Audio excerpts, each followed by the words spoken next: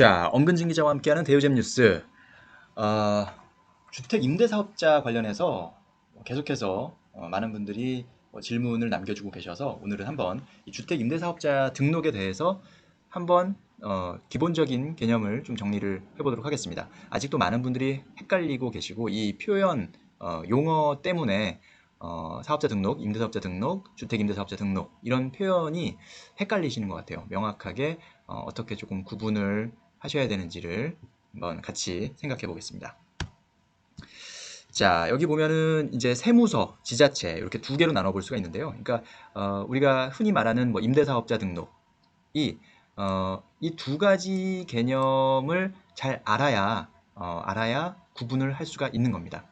그러니까 그냥 내가 가지고 있는 주택을 임대를 놨을 때, 뭐 그전에는 그냥 따로 사업자 등록하지 않고 그냥 뭐 월세를 받든 전세를 받든 그렇게 지냈었죠. 그런데 이제 연 2천만 원 이하의 그 임대 소득에 대해서도 전면 과세를 하는 전면 과세가 되는 그런 시점에서 국세청은 이 세무서 등록, 그러니까 그렇게 임대를 놓는 분들은 이 세무서 등록은 반드시 의무로 해야 한다라고 이제 밝힌 것이죠. 임대인들에 대해서.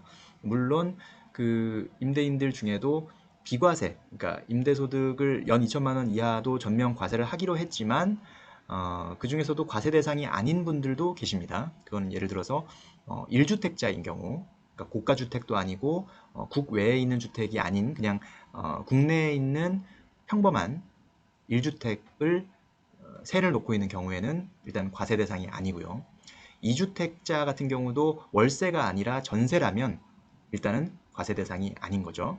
3주택자의 경우 역시 월세가 한 채라도 있으면 당연히 과세 대상이지만 월세가 없이 전세 보증금만 있다. 이럴 때는 그 전세 보증금의 합계가 3억 원을 넘을 때만 과세 대상이 되고 그렇지 않을 때는 과세 대상이 되지 않는 그런 기준이 있습니다.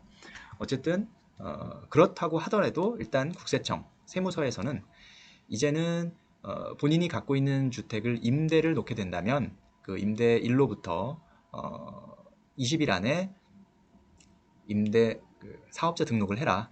세무서에. 어쨌든 당신이 임대를 놓고 있고 그걸로 인해서 뭔가 월세든 전세든 어떤 소득이 있는 것이 아니냐라는 판단인 거죠. 그래서 사업자 등록은 의무로 하되 과세 대상이 아니면 세금을 부과하지 않는 것이죠. 그러면 뭐 상관없네라고 하실 수도 있지만 안 하게 되면 등록을 안 하게 되면 이게 의무다 보니까 안 하게 되면 이제 가산세를 물리겠다라는 것이 국세청의 생각이고요. 다만 이 가산세 자체는 그렇게 크지는 않습니다. 내 임대 수입의 0.2%예요. 내 임대 수입의 0.2%. 그러니까 예를 들어서 연 1,000만 원이면 연 1,000만 원의 임대 수입이 있는 사람이 세무서에 사업자 등록을 안 하면 2만 원의 가산세를 내게 됩니다. 1년에 1,000만 원의 수입이 있는 사람은 1년에 2만 원의 가산세를 내는 거니까 사실은 뭐 이 가산세대가 무서워서 등록을 꼭 해야 되겠구나라고 생각하기는 어렵죠. 근데 어쨌든 계속 안 하면 가산세가 나오게 되니까 또 어쨌든 의무기 때문에 국세청에서는 걸리면 직권 등록, 그 본인이 자발적으로 등록을 하지 않을 경우에 그냥 국세청에서 당신 이거 임대 놓은 거 맞죠? 등록합시다. 이렇게 직권 등록을 할 수 있는 거죠. 자, 이게 이제 세무서 등록인 거고요. 뭐 사업자 등록, 임대사업자 등록, 뭐 이렇게 흔히 이야기를 하고 있습니다. 또 하나의 개념이 이제 지자체에 등록하는 개념인데요. 이제 지자체에 등록하는 거를 주택 임대사업자 등록이라고 말한다고 보시면 되겠습니다. 요거는 이제 선택인 거예요. 그죠? 아까 세무서 등록은 의무였지만 지자체 등록은 선택입니다. 그래서 그러면 어쨌든 선택을 하려면 뭔가 좋은 점이 있어야 되겠죠? 그래서 봤더니 세제 혜택을 주더라. 여러 가지 각종 세제 혜택. 예를 들어서 종부세에서 이 등록한 주택은 그 종부세 과세 표준 합산 대상에서 제외한다든지, 그다음에 뭐 양도소득세 처분할 때 그 다주택자 양도세율 중과를 배제해 준다든지, 장기 보유 특별공제율 특례를 적용한다든지, 아니면 임대소득세를 경감해 준다든지, 아니면 뭐 재산세를 감면해 준다든지, 또 취득세를 좀 깎아준다든지 뭐 그런 여러 가지 세제 혜택이 이제 그 각 조건에 따라서 해당될 때 적용받을 수 있게 되고요. 그런데 이제 장점만 있으면 당연히 다 하겠죠. 단점도 있습니다. 바로 임대 의무가 동시에 발생한다는 것입니다. 예, 임대 의무가 뭐냐면 이제 임대인은 어쨌든 임차인으로부터 월세나 전세를 받게 되는데 그 계약이 끝나고 갱신할 때 이전에는 내가 받고 싶은 대로 한 30% 올리자, 뭐 20% 올리자 이렇게 이제 제안을 할 수 있고 그게 뭐 조건이 안 맞으면 세입자가 떠나가고 뭐 새로운 세입자를 구해야 되고 뭐 이런 절차가 있겠죠.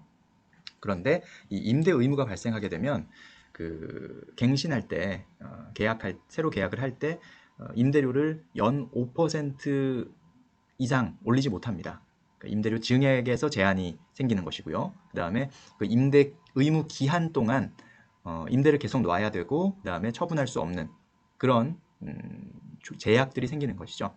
근데 지금 이런 세제 혜택을 받으려면 한 8년은 임대를 해야 지금 아까 전에 말씀드린 그런 다양한 세제 혜택을 받을 수 있기 때문에 그러면 그 얘기는 8년 동안 어쨌든 이 집을 묶어놔야 된다라는 것이기 때문에 본인의 뭐 자금 사정이나 이런 것들이 조금 여유가 있지 않다면 사실은 좀 신중하게 생각해야 될 부분이라는 거죠. 이렇게 장점과 단점이 확실하게 있기 때문에 이 부분에서 내가 장점을 얼마나 가져갈 수 있는지 또 단점을 내가 얼마나 스트레스 안 받고 이행할 수 있을지 이 부분을 확실하게 생각하신 후에 이제 지자체에 주택임대사업자 등록을 하셔야 되는 겁니다. 세무서 등록은 크게 스트레스 받으실 필요가 없어요. 이거는 어차피 해야 된다고 보셔야 될 것 같고 왜냐하면 그동안은 뭐 안 하면 세금을 안 냈지만 지금은 이제 정부에서 그 RHMS라고 해서 그 주택 임대차 정보를